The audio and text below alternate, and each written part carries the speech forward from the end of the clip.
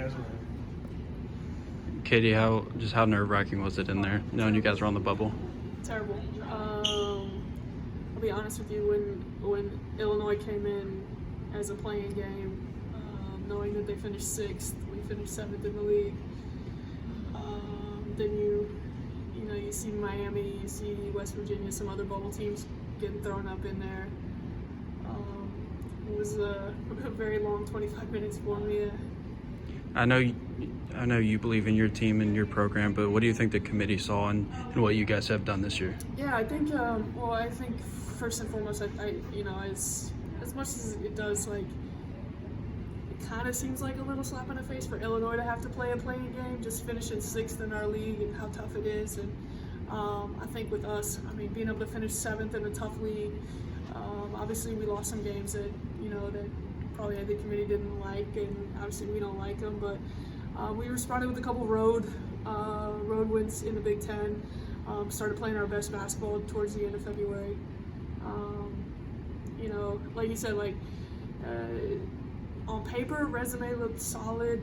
Not playing the Michigan State game just because their net was higher than us. Not having the opportunity to play that game impacts numbers and all that. Not playing the Campbell game.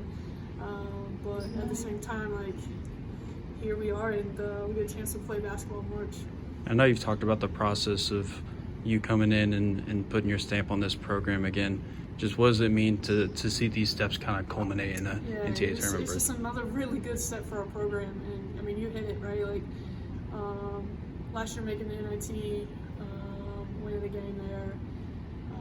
Everything we did, everything we talked about in the offseason was giving us an opportunity to play in a big tournament. Not making sure Purdue isn't in the NIT, and this group bought into it. We had a little rough spot there at the beginning of January, and lose a 8-point lead going in the fourth quarter against Nebraska, lose that game.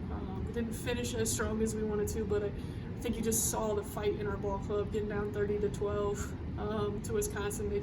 They never gave up, and they kept believing. They kept believing in each other. They kept believing in Purdue, and I feel super blessed because they kept believing in me and our staff. I'm very, very honored to lead our group beyond winning. And obviously, Cass is kind of the forefront of it, not being able to go to the NCAA tournament until this year. Just what does it mean for her, and then a lot of the other girls who haven't been able to play in the NCAA tournament as well? We have someone on our roster who's been there, and to everybody to be able to feel and taste what this, what it's about. I saw in the Cass earlier today, and after the Penn State loss, she came up to my office and we were just chatting, and I promised I wasn't gonna let her down. I promised I was gonna try to figure this out for our ball club, and our group stayed with it. They bought into it. Like we said, we go on the road and beat Illinois and Ohio State, and finish. We finished 6-4 down the stretch. The Minnesota loss isn't ideal, but come on, we lose to Indiana twice in Iowa, so we were doing what we were supposed to be doing down the stretch, and for Cass Harden to have this opportunity, it means absolutely everything to me. What are your thoughts about being a number 11 seed? Let's play basketball. What's the number before your name never won you a basketball game, so let's go hoop. You coached a lot in postseason before you came here. What's the difference between preparing for postseason and the regular season? I think for both sides, once you get into conference play, everybody knows it, the tendencies. You call a play out, the other team knows what you're doing. You kind of look back and, okay, St. John's is out of our league and we're out of their league, so it's like that, right? You're just not in the grind of Big Ten play or the Big East for them. Just you go out there and not that every possession doesn't matter, but every possession is just magnified a little bit more in March, and I'm excited to be on the sideline with our group. Your goals coming into this season were what? We gave ourselves one loss in the non-conference, check.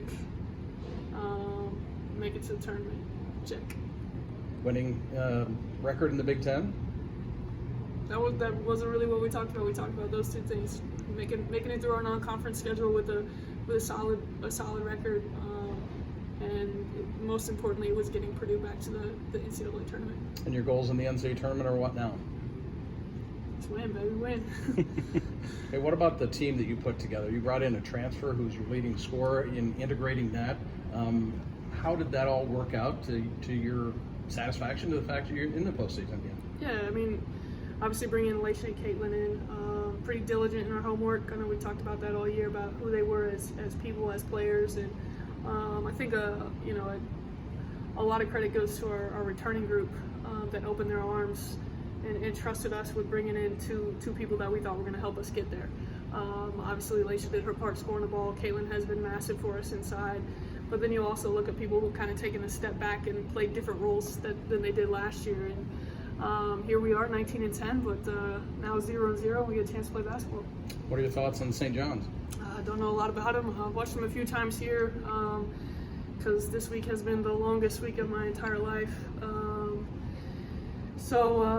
You know, watched them against Marquette the other day. I think they were playing Marquette.